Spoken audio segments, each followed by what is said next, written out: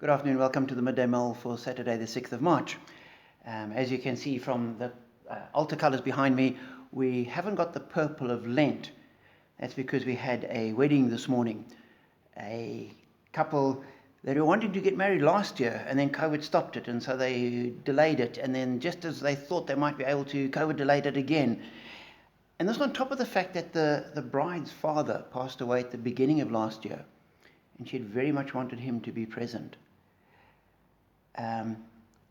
And so you have a couple caught up in a situation which is not of their making and which disrupts their life. And it's just not what one would want. Likewise, this morning I had to go off to the shops, and on the way past some lady standing next to the side of the road with a sign saying, "Please help with my child's school fees." And the little child was standing next to her. So whether it was genuine or not, I have no idea, but I felt that I ought to give something. So I gave what I could, which was not very much. But it just struck me, here's another person where life is not what it should be. And as Christians, we sometimes think that if God's on our side, then we're going to have health, wealth, and happiness. Simply, that's what God does. God is there to make us happy. And there's a whole strand of theology, particularly in the West, where this is portrayed, and people claim it and preach it, and people buy into it by paying the preacher a whole lot of money. So he certainly has the wealth and the happiness. The health is a bit debatable. But is that true? And it's certainly not true in my life. And I don't think it's true in Scripture. And I think it's unfortunately quite different to what we see in the Bible. And I struck reading today in Exodus chapter 17, which is what we have, if we're following Robert Murray McShane's readings, the beginning with the Israelites going through the desert. And we're told the whole Israelite community set out from the desert of Sin, traveling from place to place as the Lord commanded. They camped at Rephidim, but there was no water for the people to drink. So they quarreled with Moses.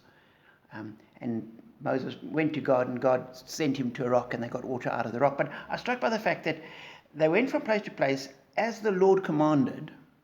So they were following God. It wasn't that they disobeyed God and gone off and were doing their own thing. They were following God, and they ended up at a place where there was no water to drink. And sometimes that happens. We follow God, and we end up in a place where there's no water. And the world and some Christians would very quickly point and say, but you didn't follow God properly. That's why you're in the trouble. No, we followed God. And God, for his own purposes, led us to that point.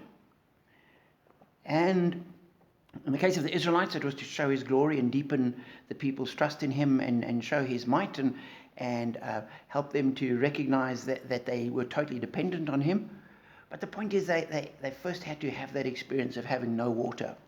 And so sometimes when life is going badly and things aren't what we want, and we end up in a place where we're uncomfortable and things are not good, we can keep trusting, because God can still be with us there, and God can still be leading us through that difficult patch.